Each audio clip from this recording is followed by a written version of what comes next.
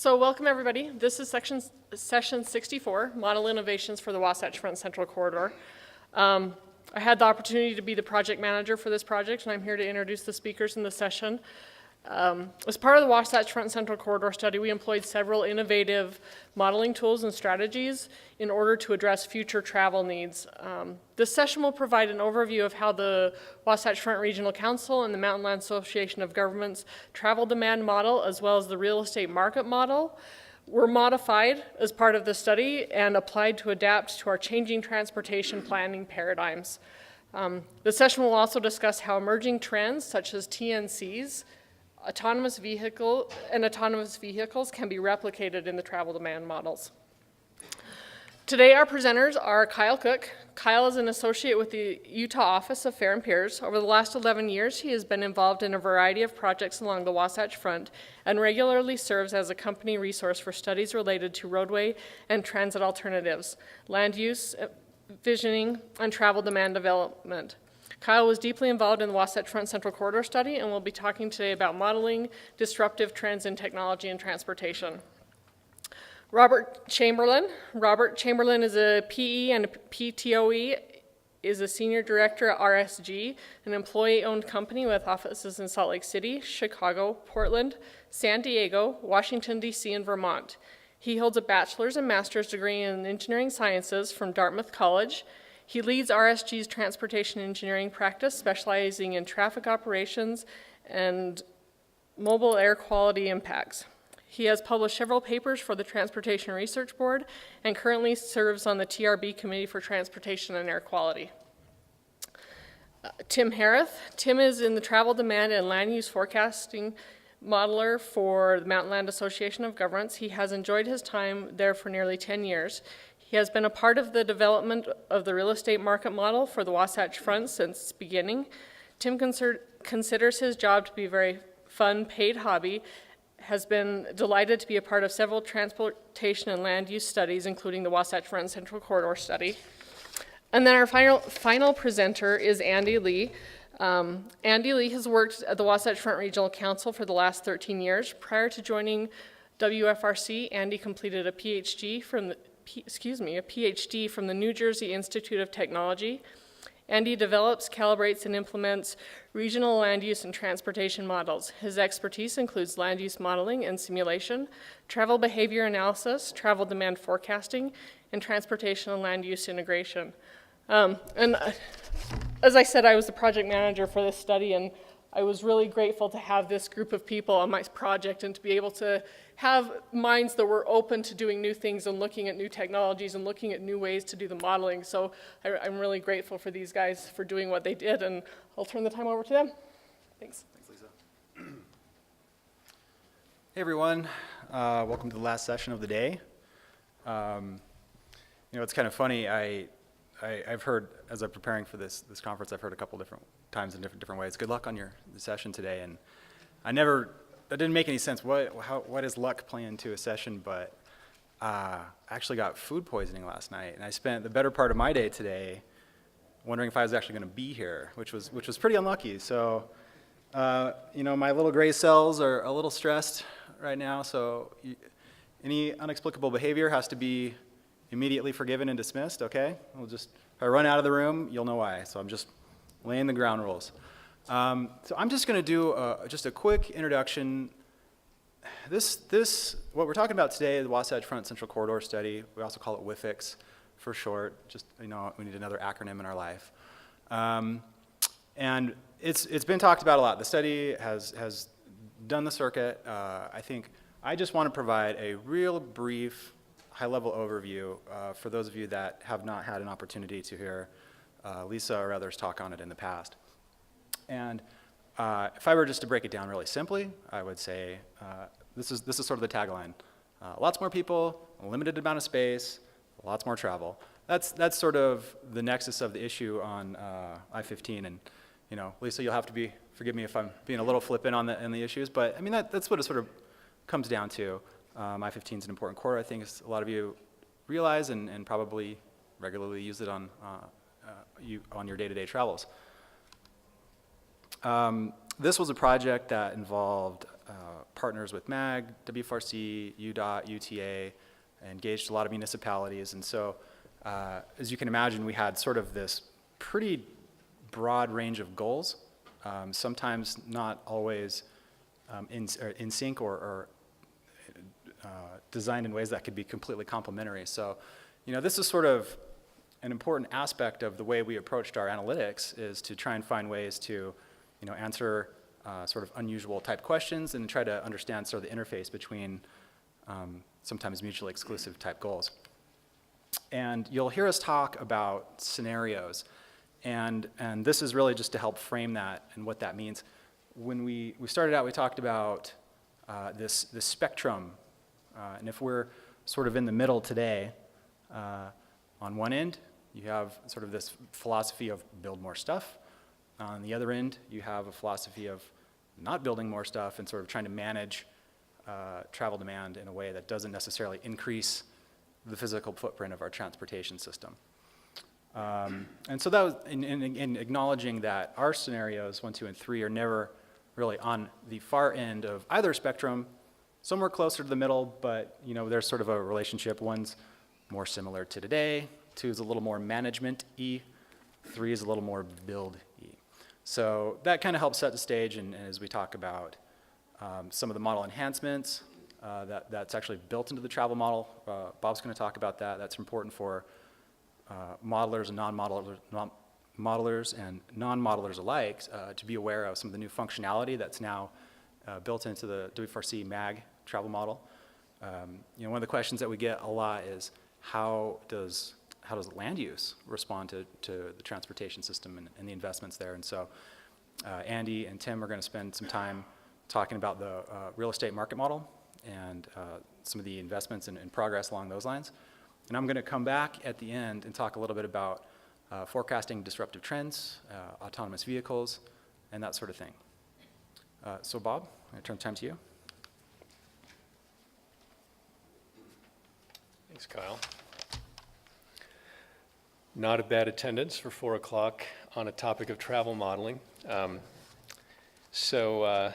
I've been in Utah for about a year, and one thing that I've noted is that there's a lot of capability in this particular method, doing travel forecasting. And I think partly it, maybe reflects the philosophy of MAG and WFRC, to make sure that there are people who can use this tool competently. I'm somewhat channeling Chad Worthen here. So Chad is actually the one who developed these slides. He's formerly at RSG, now at WFRC. But I think he's actually very committed to that idea that we want to extend the capacity of people in this community, the transportation planning community, to use this model. So just wanted to make that comment. So I'm going to talk about a few, 3 improvements that were made to this model as part of the WIFIX project. The improvements have been incorporated in what's known as version 8.2. And that's the one that I think is currently in use. As I understand it, 8.3 is in beta, but the improvements will be brought forth in that version. And as Kyle said, I think this is stuff that is interesting to practitioners, people who are going to use the model, but also stuff that's interesting to planners who may not use the model directly, but may want to know what the capabilities of the model are. Okay, so here we are. We have this I-15 corridor. You're seeing this showing the volumes. The big area is between Provo, Salt Lake City, and Ogden. The volumes in 1980 and what they were measured at as in 2010 and what we project them to be in 2040. So again, a lot more people, a lot more VMT. This is crashing over our heads. What do we do about it? And I think that's kind of the core of this project. The slider at the bottom there just kind of, again, reiterates what Kyle talked about. There is a heavy build scenario, but also a heavy management scenario, and the innovations really came around in the management scenario. Okay, so how to manage this projected growth and how to model it. So there were three innovations that I'll talk about. One was to really take the capability of the model to manage HOV lanes, which is currently or was currently implemented for freeways, but to bring that capability down to the arterial level. The second one is to model reversible lanes for freeways and arterials. And then the last one is managed motorways, and I want to call out Ivan Hooper as being one of the people who helped develop that, and Ivan's here in the audience. There was also a new performance measure that was developed, and this is really to kind of help compare scenarios to understand how well they deliver reliability to the motorist, and that's called the buffer time index. So I'll talk about that as well. Okay. So first, the first innovation, the implementation of HOV or HOT lanes and reversible lanes. This graphic shows the areas, I think they were given the name reliability lanes in the project. The purple shows the places where this was modeled. And the notion here is that you would have essentially a lane that could be allocated to high occupancy vehicles or to people willing to pay a toll. Currently, again, that's implemented on I-15 in the model, in reality, but what if you could do that on surface arterials, and what would the impact be? And then also what was implemented was reversible lanes, and those are shown in kind of the mustard color there. So again, those are capabilities. When Chad gave this presentation in June to the ITE meeting, he actually got into how you'd code this, and I figured we'd want to stay a little bit higher at this presentation, so I'm not going to go into that. A little bit about the reversible lanes. This is kind of a high-level logic of what the model does. At first, there are these travel sheds, or three major centers that are in the model space, Ogden, Salt Lake, and Provo. The model calculates the peak direction of flow based on the time of day, inbound in the AM, outbound in the PM, and then a reversible lane is then added to the direction of peak flow. So that's essentially the way it is. There are certain arterials that are given the capability to have reversible lanes, and it's a switch you turn on in the model. Essentially, that's how you make it happen. So it gives you peak direction capacity. Okay, and finally, in some ways, the most interesting and challenging one to do from a modeling standpoint is the concept of managed motorways. The notion here is that at a certain management range, you actually want to begin to aggressively manage ramps and the inflow of traffic from ramps to the main line. And this information, which is from UDOT's PEM system, shows approximately the range where you would have breakdown if you didn't do something to help smooth flow on the main line. And so the model has been adjusted to look at the V over C ratio at certain highway segments, and then based as the V over C ratio grows to 0.7 and above, to implement a managed motorways concept. And it essentially simulates a set of ramp penalties that hold back traffic from entering the main line if the V over C begins to rise.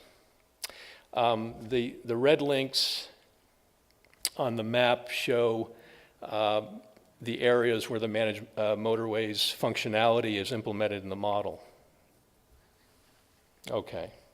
It's not, again, not modeled automatically, but you as the user or the practitioner can implement that as a switch in the model. And a little bit more about how this is done. This shows I-15 in the AM, PM, and midday, and essentially shows where the ramp penalties are implemented. So a red or an orange color indicates a ramp penalty of 3 to 5 minutes. The logic in the model is such that as it detects a high V over C ratio on a certain segment, it looks downstream, I think it's 10 ramps, and begins implementing ramp penalties to hold back traffic entering the main line. So it works dynamically and calculates the penalty at each of the 10 ramps downstream. Okay, so just a little bit about that, because I think that in some ways of the 3 improvements that were implemented, this is the one that I think was most complicated from a technical standpoint, and so there's a little bit more to talk about here. We were kind of interested in the question of what does this mean for VMT and what does it mean for transit ridership. This shows, let's see, I bet there's a pointer on here. There we go. Okay, so this shows the VMT with the managed motorways and without, looking at both freeways and arterials. And what it actually showed that with the managed motorways, you actually could accommodate more VMT system-wide. And I think that's a testimony to how central the I-15 corridor is. If you can smooth traffic out there, you can actually improve VMT and travel region-wide. We were also interested, in the question of what would the impact on transit be, and you can see in the table below that there's a 1 to 2% impact, a negative impact on transit. So this again being a network model, it assesses impacts system-wide as well as by mode. Okay, that's the managed motorways piece. Sorry? Okay. All right. The last thing is this buffer time index. Essentially, it's the extra time or buffer time that you need in order to make sure you can get to your destination on time. So it's a reliability indicator.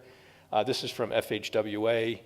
And this was implemented again to compare the different scenarios in the model. And this actually gives you the equation. No modeling presentation is complete without one.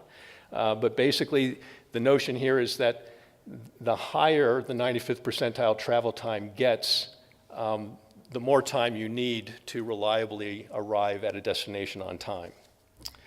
And in the model, the buffer time index is essentially correlated to V over C. Okay. So this actually shows information from UDOT's PEM system. This is for a particular segment of I-15 southbound in Sandy. And it basically shows this is the buffer time index, which predictably goes along with the times when there is congestion and slower traffic. So this type of information was used to kind of calibrate the development of the index in the model, essentially looking at V over C ratios and associating it with the buffer time index. And finally, just some other information.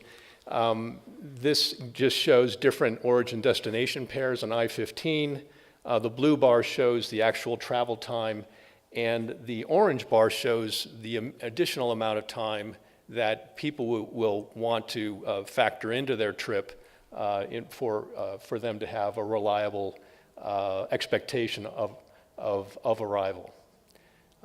So anyway, so that really covers the 3 model innovations that were made, and also this new performance measure, the buffer time index. So Andy's on next, or Tim? Yeah, Andy, come on up. Okay.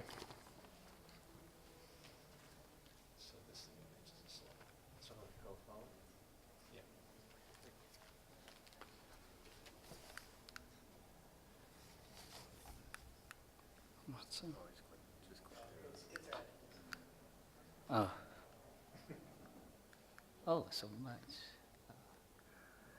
Yeah, so in the following slides, I'm going to introduce the real estate market model, which is used to allocate the socio-economic data along the Wasatch Front.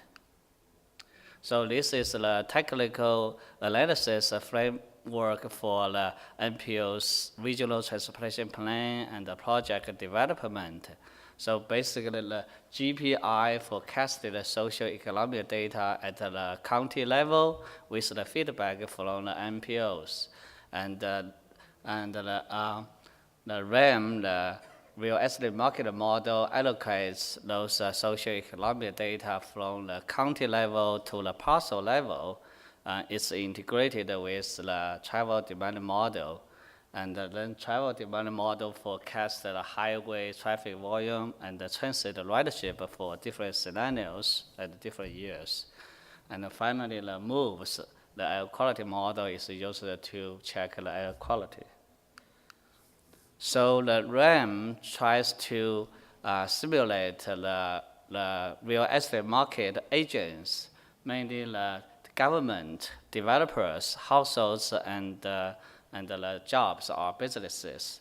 So the government provides the service and the facilities and also control the land use zoning. And the developers use the land constrained by the zoning, build the housing units and the commercial building. So the main modules in the RAM include the land development, household location choice, and the employment location choice. So in this slide, it's included the sub-models for each one. So.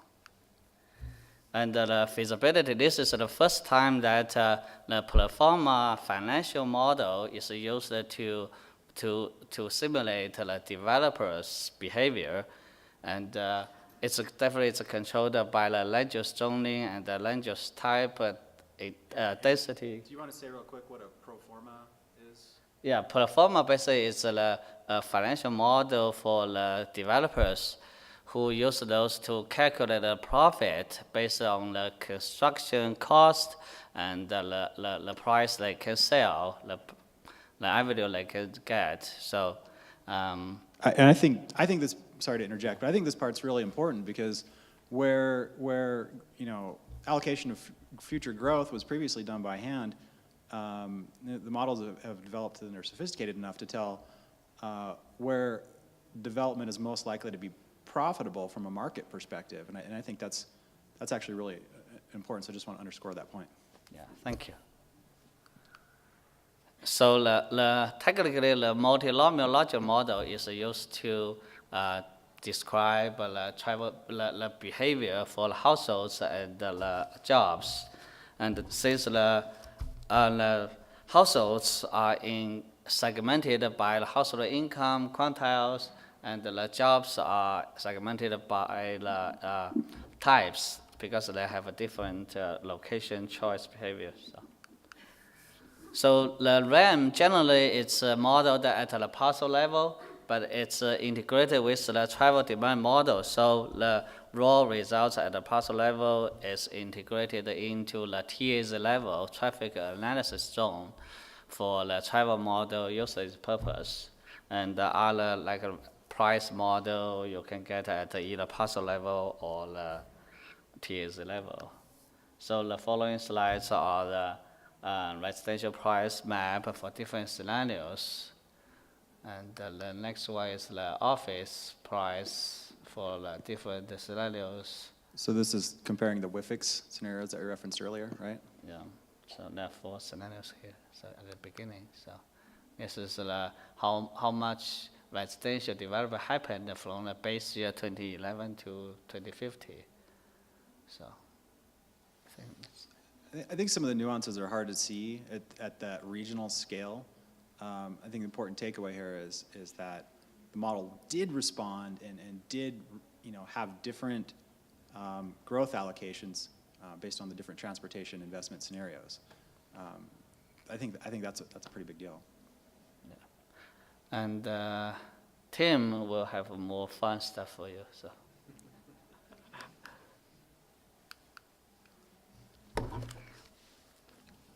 Thanks, Andy. Yeah, so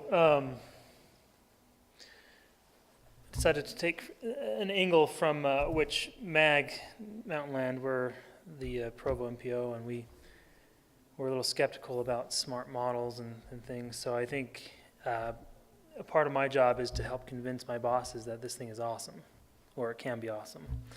So, so how do we gain trust in REM? And we've taken a few steps to try and get there. First of all, we started out with getting some smart people together. And part of my personal opinion and job is to get in there and really accept and take ownership of this model.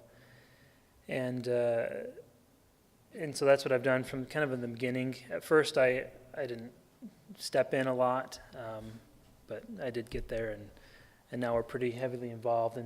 And so MAG and W4C, we can keep each other in check with different ideas and different qualities that end up in the model, and so we check each other that way. And then getting our agencies that have interest in it. UDOT, for one, is the biggest, and they are contributing money and a little bit of effort to look into the quality and to buy off on it. We've got consultants hired as well to look at the data and look at the outputs, just to, if they can get comfortable with it and you guys can get comfortable with it, then we'll be more comfortable with it. And so that on top of the professionals and experts that know our county and know our region, we've come up with some pretty great things. So at the very beginning, we've got together with some home developers and commercial developers, finance companies and others, and we just picked their brains. We asked them all kinds of questions about the market of Utah and the Wasatch Front, and it's interesting some of the things that we got out of it. One was there's a political climate bell curve, right? So when a city starts growing and developing, they are like, come on development, let's do whatever we can do, whatever you want to do, you know. You get, I mean, that's not very nice for us transportation planners because it's usually bad planned, but they say come. And then when they get pretty full and they see the congestion and the problems, they say go away. And then when they get smart and the redevelopment needs to come in, they start wanting them to come back. So people want to have privacy. They want to have places to go walk to, good schools, easy access to the freeway. People have a very strong connection to where they grew up, and that's kind of where they want to stay. And then one of the eye-openers, I guess, is the live, work, and play theory is kind of a fallacy. In other words, there's a very small percent of the actual total population that will live like that. And they just gave the example of Daybreak, you know, how amazing it is and how well they advertise, but it was like 1% of the total units of the region was built there, right? So there's that.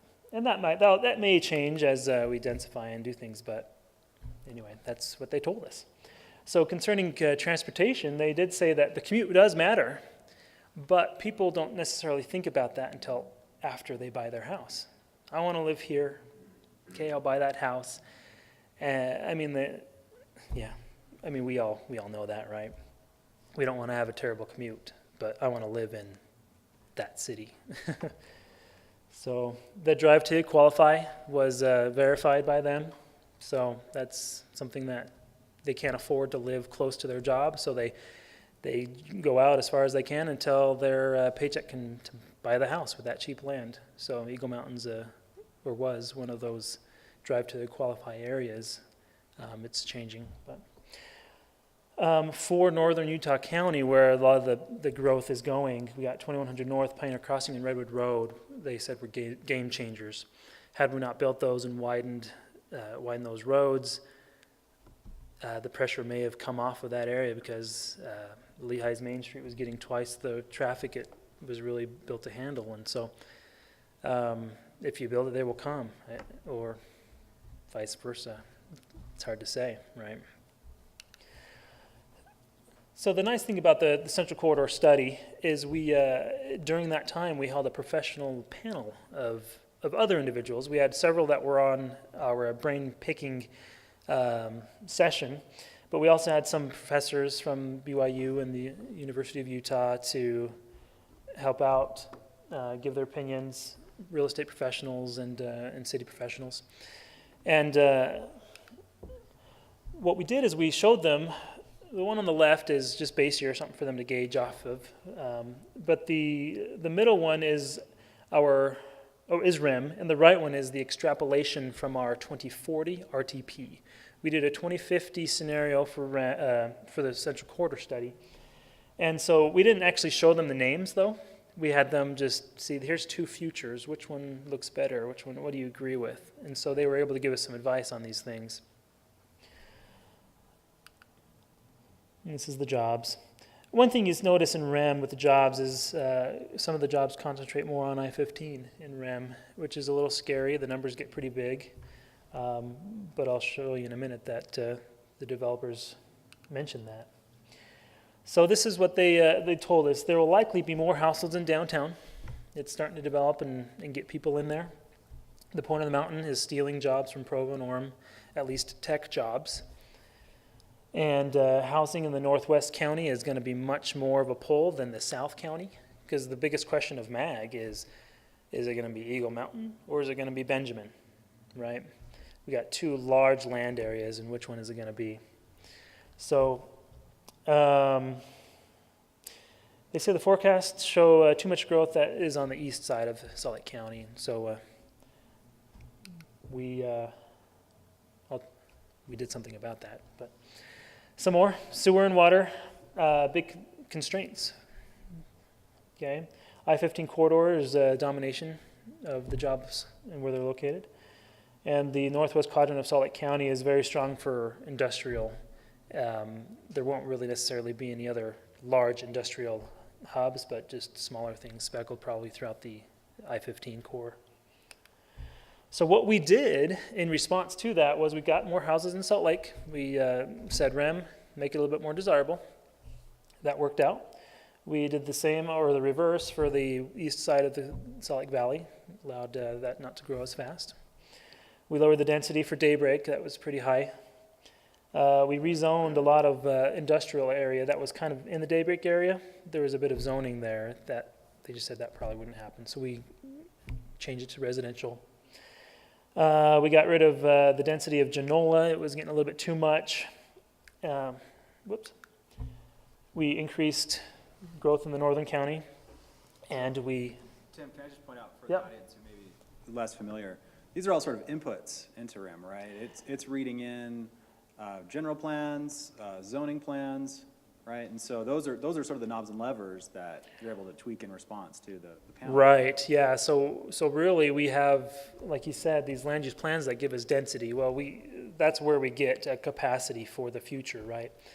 And so when these developers come in and say that's just a bit much, that means the plans are probably too aggressive. And so we would lower the density that is allowed to happen in REM. And so, and same thing like within Genola, it was densities were just a little bit too high.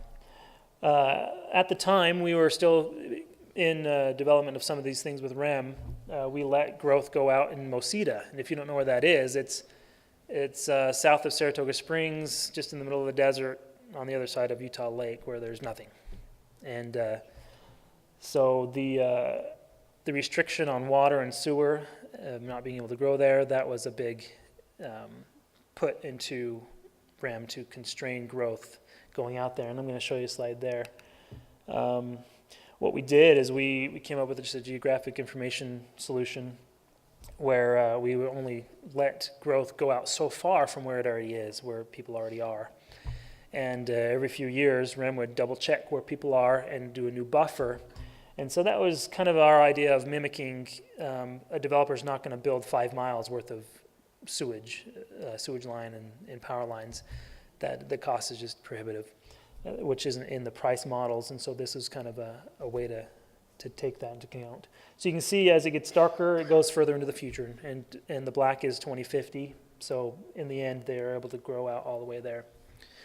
So these are the changes before and after the implementations that we had made. Some of the bigger ones you can see is the Daybreak area. You got a little bit less density,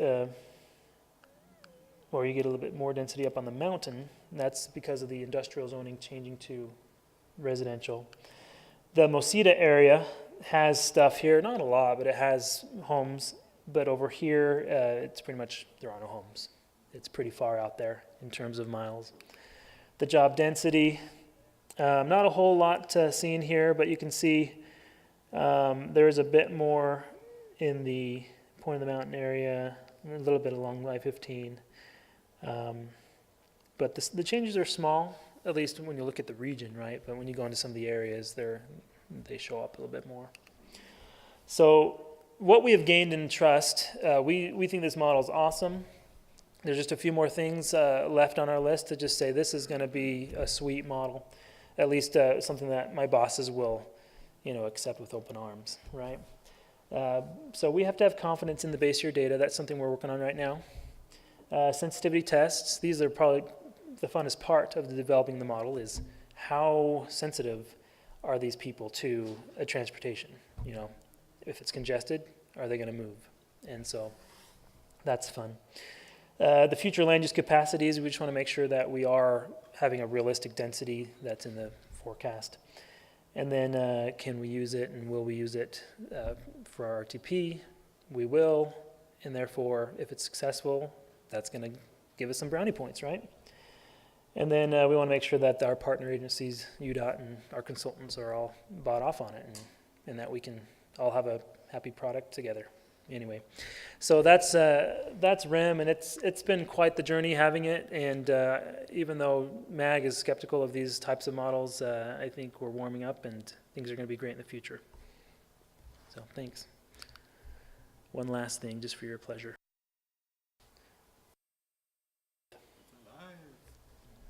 So, 2011 to 20. Anyway, thank you. All right, thanks, Tim. Yeah, I was there when we did the expert panel. It was like a cage match. If you guys have ever been in the big room at WFRC, all the team members sat on the periphery, and we put them in the middle of the room with Chick-fil-A sandwiches and said, "Go at it. Tell us all the answers." That was pretty enlightening in my mind, though, because one of the things that I took away was not directly related to the project, but as far as process, we don't interface with the real estate folks very often, and they have a completely on their vision for land development relative to what we all think is going to happen, which is kind of an interesting epiphany there.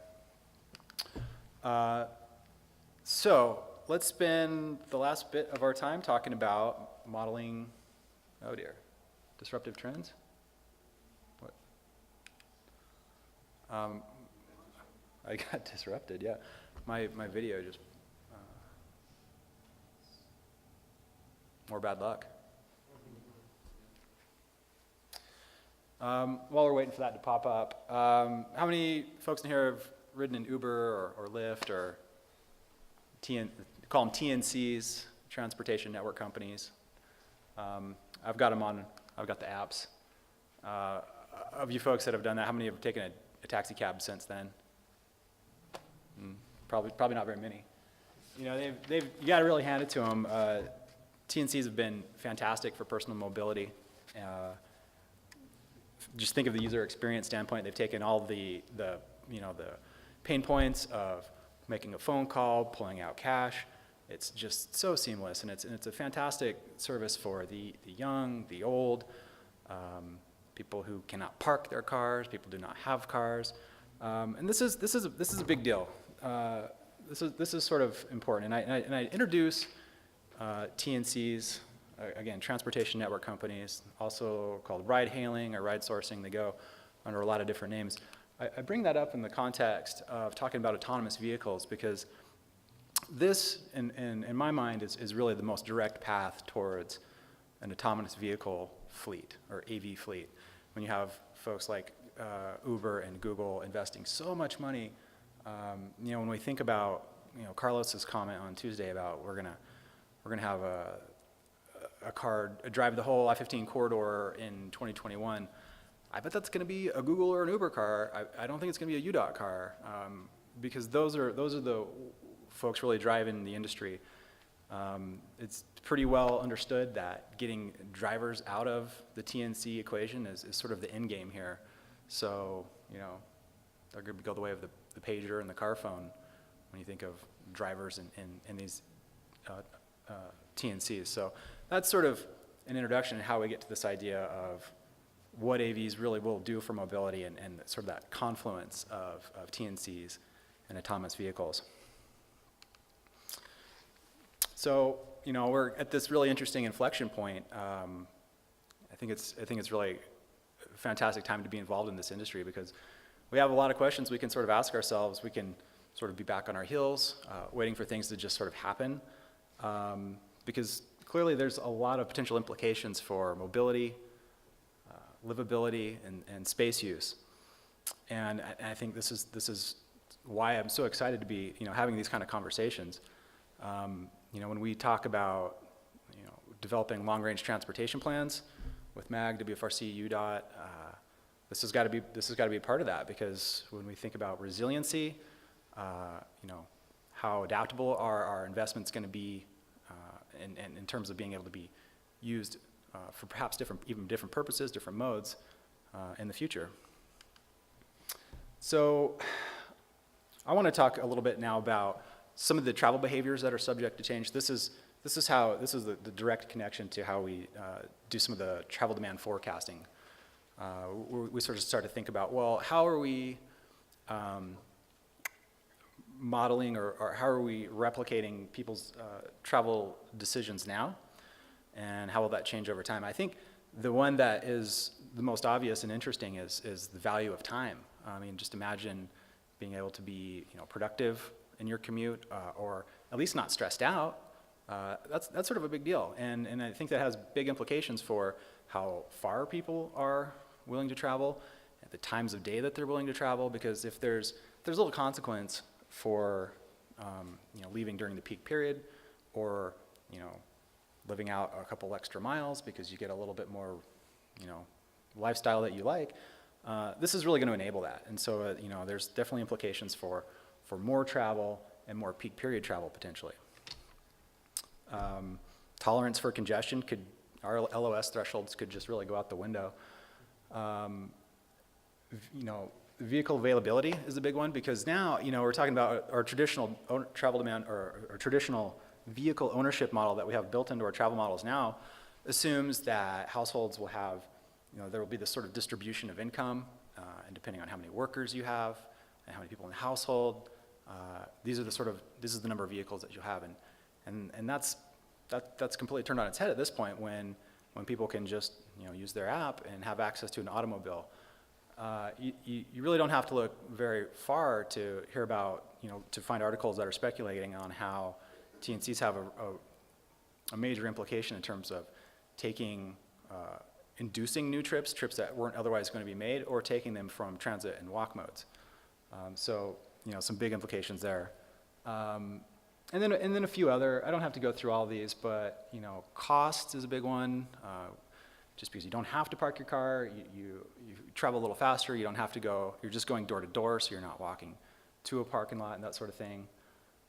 And the other one that is a little bit complicated is how to deal with the idea of modes changing throughout the day. So our models are you know, traditional 4-step models sort of look and assume you know, if you take a transit trip, you're going to access the transit in the same mode in the morning and evening, for example.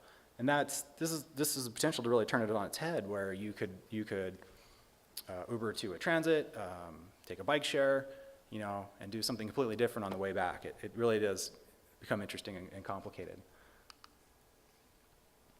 And those are sort of the behavioral elements, right? So in terms of operations, there's also some things, and I think these have been talked about, to some extent. So you may have heard folks talk about, well, if we have AVs, we'll be able to get more vehicle throughput because they have these sensors and they can travel really close and they have super fast braking reaction time, and so, you know, you can really cram them in there and push them through. And that's that's, you know, there's some potential there for sure, but, you know, I think that's the biggest opportunities would be on dedicated AV facilities that don't have any interaction with human drivers who can't sort of operate in that regime. And so, you know, when we think about what sort of facilities we're planning and building now, you know, I use the word, what's the potential for conversion? You know, how can we make those dedicated facilities for AVs later down the road? At which time, when you have enough demand for it. And curbside management's actually becoming a lot more of a hot topic. You know, you've got at the front of a building where you've got a sidewalk and bicycles and pedestrians and people dropping off passengers. That activity has the potential to increase quite a lot. And so now we're sort of really worried less about, well, do we have enough parking, and more worried about how do we get all these people in and out of this sort of confined space, not just as a confined space, but it's in front of the building. So if anything bad happens, it's going to be really obvious, and it's not going to be a good thing. And I mentioned potential for low density development patterns, so that's something that we can look for some insights from RIM. And this sort of trade-off where we have more efficient vehicles, and that's good for air quality in some ways, but we're also traveling more. So some questions there. During the Wasatch Front Central Corridor study, Fair and Peers was also sort of looking at this question. And if you've ever run a travel model or worked regionally, you'll realize that travel models there's no two that are the same. And we started thinking, well, it'd be really interesting to understand how, if we sort of tweak the knobs and the levers, how are these models all going to react to changing these behavioral or operational assumptions.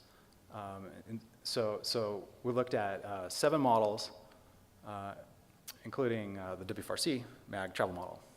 And there's a lot of knobs and levers. We didn't necessarily change everything, but we did, this sort of speaks to some of those behavioral and cost considerations that I mentioned earlier. So reduced access time, reduced parking cost, modified the perceived travel time, increased auto availability, and increased freeway lane capacity.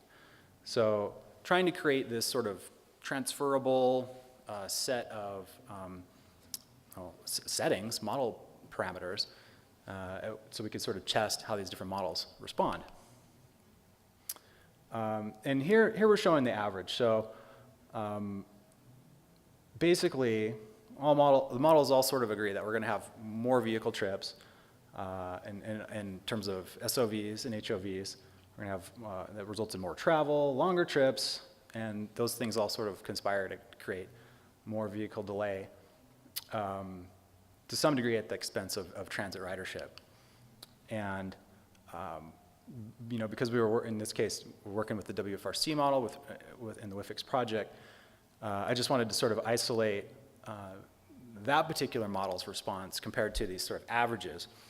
And it generally falls in line with what we sort of expected, with a few exceptions, but in general those trends sort of hold true.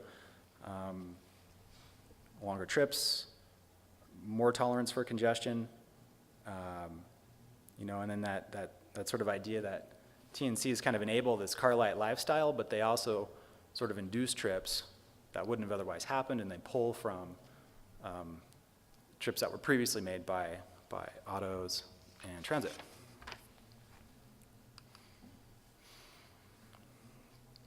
A couple other points though. TNCs, they tend to generate VMT in sort of less productive ways too. So you have this pre-trip, so you call up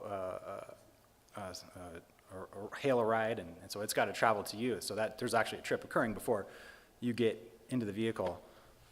There's, I've seen, the Uber drivers with the little sticker on their car, and they're kind of circling, or cruising, sort of waiting for a fare, I guess you'd call it. So, that's pretty inefficient sort of impact and on our transportation system. There's a couple studies out there. I mean, I think this is a hot topic, so they're going to continue to come out there. But In San Francisco and Denver, they're talking about 1/3 to half of TNC ridership comes from trips that would have otherwise been walk or transit, and about 10% are induced trips, so new trips. So, and those are big margins. Here is just sort of an opportunity to talk a little bit about what we could do to counteract, sort of be proactive and not wait for it. And this is some of these elements were talked about as far as strategies in the Central Corridor study. So pricing is a big part of that. Paying, pricing the supply relative to the demand. When people want to consume that road space, that does have a value. So making those costs real and felt could make a big difference. The road usage charge, this is also known as sort of a VMT tax. Bob, you have some experience looking into this through UDOT research. And I mean, that's real. There's pilot projects out there, and that really does make a lot of sense as far as an effective management strategy to kind of tamp down this sort of potentially a very large increase in travel. Vehicle occupancy minimums, that's sort of a policy type question where perhaps you have facilities that are sort of dedicated to HOV facilities. We know this is on the freeway, and this is why it was sort of important for the Central Corridor study to look at, how might that function on arterial streets or a broader network than just the freeway system. And tier transit is something I just want to take a minute to talk about because, AVs, the autonomous vehicle ride hailing, that's going to, do what it does best. It's going to be data driven, it's going to be on demand, door to door, and it's going to really help fill in some of those, potential first mile, last mile gaps. But, we really do believe that transit's going to continue to have a really important role in doing what it does best, which is move lots of people through a network efficiently. And so, we're at this, really just trying to find a way to bring them together in a way that they sort of are complementary as opposed to competing. I think this is going to be sort of something that UTAs, I believe they're already looking at this, but they're going to, continue to invest time and resources into figuring out how to avoid competing with these services and sort of work together. So, TNCs are, really a part of what's coming. There are a lot of other demographic, economic trends that we continue to watch and track for the purposes of, forecasting land use and growth. I think about how much my, retail shopping habits have changed with things like Amazon and home delivery and that. And so that really does sort of lend it, a lot of uncertainty to the question about what sort of range we might have in terms of travel per capita. That's a really big unknown. So, let's just agree to stay nimble in light of these topics and continue to push the envelope with analytics. And, lacking definitive answers, let's just be clear about the range of potential uncertainty in our project forecasts. So that concludes our session, or our presentation anyway. If there's questions, we'd be happy to take them. Jay? In any of this, have you taken into account drones and the fact that you could order from Amazon and have it delivered to your door with even your mail, even your groceries from Smith's? That would eliminate trips, not that you'd have to have some way to control all these drones coming all over the place.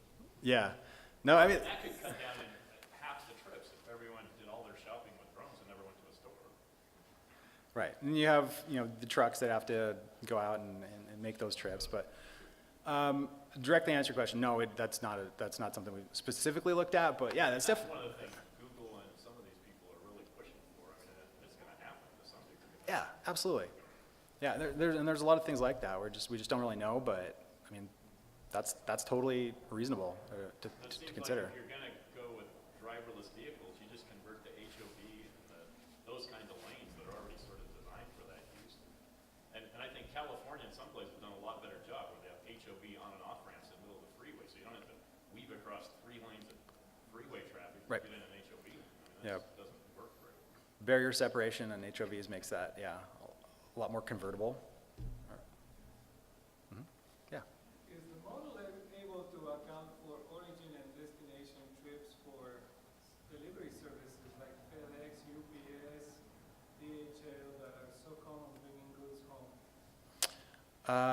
So any model is sort of composed of several submodels, right? So in the W4C MAG model, there's a freight and a commercial module that's specifically designed to look at those sort of things. So it looks at, it breaks out in terms of light, medium, and heavy duty commercial vehicles to try and replicate, a large semi-truck delivery or, like a police service vehicle. So there are those aspects that we try to represent them. We don't get them perfect. So the answer to the question is, yeah, we do pay attention to that, but it's complicated. Within the existing WFRC model, do you put like the centers for UPS and FedEx? Because there's hundreds of trucks coming out of there all the time. Yes. Yeah, absolutely. Lisa? Does the REM, do you use REM with the regional traffic man model? Like it's just an additional tool, or will it replace the regional model? Well, How do you try that? perhaps for those of you that have never disaggregated demographic data, the one thing that was perhaps maybe a step back that these guys didn't mention is, we get these control totals that are handed to us from either the state of Utah or the Gardner Policy Institute. And, the process in the past has really been very sort of, and feel free to interject, guys, but it was hand allocated. It was sort of like, where do we think growth is going to happen? What feels like it's going to be a high growth area? And so they sort of develop forecasts. And I don't envy you. It's sort of like trying to create winners out of a zero-sum game. MAG and W4C is sort of in the middle of these counties saying, no, we're going to grow. No, they're not going to grow, we're going to grow. Or we don't care what happens over there, we're going to grow. Give us our growth.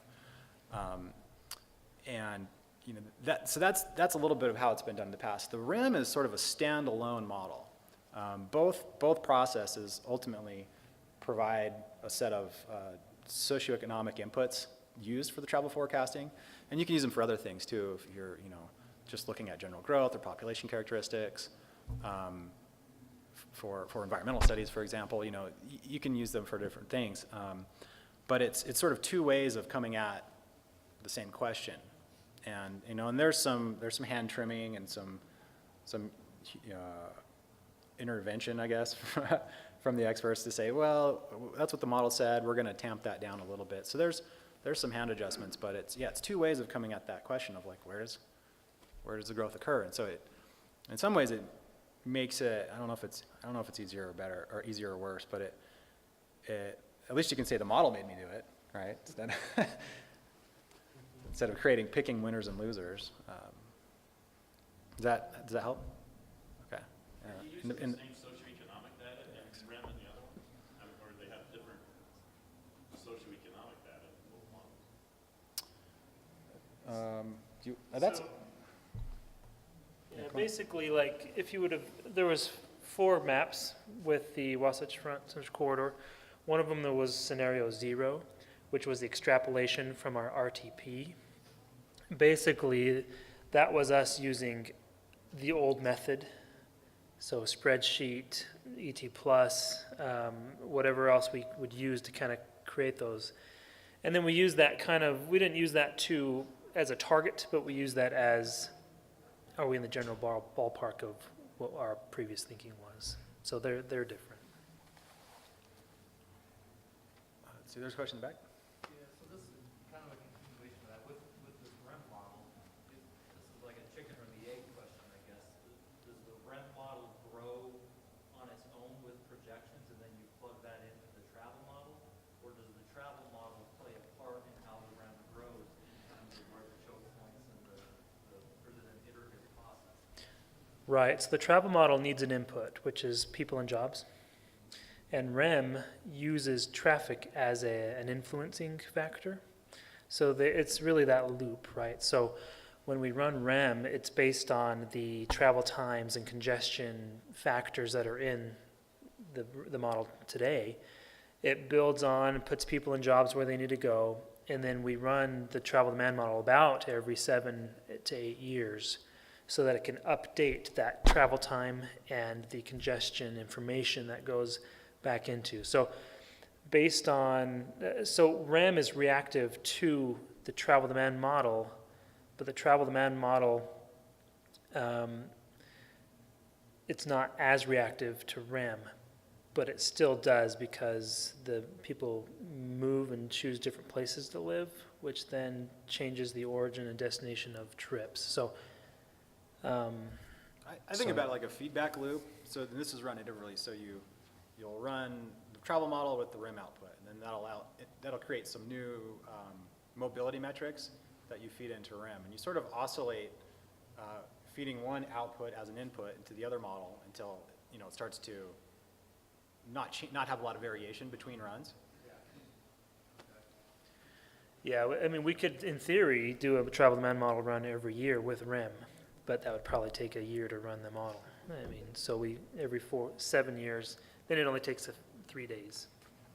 Only. Yeah. A couple more years and the computing power will be there. Yeah.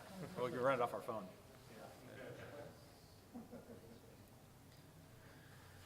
Great. Well, thanks everyone for your time. Oh, we got one more? Question. Sure. On the basic population appointment, no matter how you get it, it's kind of your basic inputs, variable at least. Is there any way to calibrate that, or does it ever get calibrated, or does anyone go back? It's not like running the model and doing traffic counts and calibrating that way, where you run it, see how it compares back to your actual business counts and so forth. But has there ever been anything done to see how good we were? Like, Well, what we had in the model? so in the model is it, right, so we did, having a 2011 base year and having a long development process allowed us to have like a 2014 information that we would compare with REM's projected 2014. And so, yes, but we can only compare with like 3 years of growth. Another idea that hasn't been very well put through is to backcast, and that's something we haven't done a lot of, but I mean, in theory, it's possible. Because that's probably, all the years I've been doing this stuff, that is the biggest thing that's shot at. Environmental studies, it's, but, it's this chicken egg thing. Right, and when the biggest factor of where people live is where mom and dad live, I mean, how do you model that, So you gotta put other factors in that kind of replace computerized, way of that, and so. Sort of the same question though, do you have like the accuracy of REM or the model? I mean, is your projected volumes plus So- 5%, 20%? So statistically, we run the statistic analysis of our different variables, our models. So, and we come in with an R square of a pretty good R square, depending on the model. I mean, anywhere from 0.6 down to maybe 0.2. I can't remember which one's the lowest, but that's not bad, really.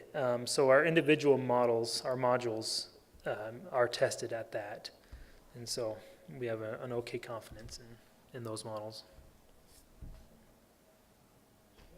One other thing, on the coding and network and all that's kind of standard, but these other things all have ranges, right? You're talking about that, the ranges of what these things could be. Has there ever been any, like, Monte Carlo simulation or risk analysis type stuff done where you could assign probabilities to the variables and make multiple runs and come up with a range, confidence level range from an output for a given year? Yeah, we have done that sort of stuff, but our main consultant with this development was Dr. Michael Clay at BYU. He's one of the nation's leading land use modeling experts, and we happen to have him here locally, and so he runs all those statistics, looks at all these variables, and we find the best suiting. And so, yeah. We've used that approach in like micro simulation.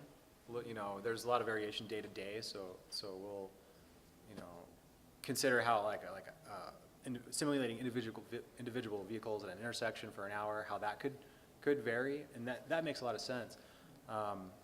As far, and you described it with REM, as far as doing that with the travel forecasting tool, that's definitely an interesting possibility. There's just a lot of knobs and levers, so you know, you got to kind of think pretty hard about. Anything that's maybe dampen some of the criticism that they rarely Yeah. get. No, I agree with the idea of like coming up with a range though, and saying, you know, sort of bracketing a low and a high, right? That's kind of what that would do. Yeah, and I think, Keep in mind, when you run these risk analysis things, the spread isn't as big as a lot of people think, because the probabilities of everything being to the low side or into the high side is extremely low.